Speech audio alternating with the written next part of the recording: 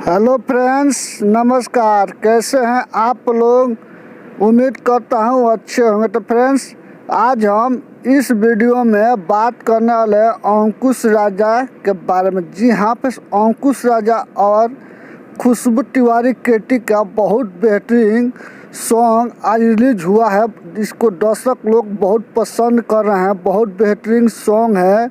जिस सॉन्ग का नाम है बाबू सोना। जी हाँ फ्रेंड्स, बाबू सोना बहुत बेहतरीन सॉन्ग है।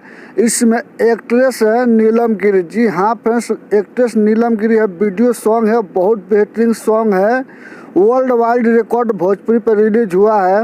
तो अगर आप नहीं देखे हैं तो जाइए वर्ल्ड वाइड रिकॉर्ड भोजपुरी पर यूट्यूब चैनल पर खूब ढेर सा प्यार और आशीर्वाद दीजिए अंकुश राजा जी को। और प्लीज़ आप वीडियो देख रहे हैं तो मेरे चैनल को सब्सक्राइब जरूर कर लीजिए। हम आपके लिए ऐसे ही अपडेट लाते रहूँगा। तब तक के लिए बाय बाय।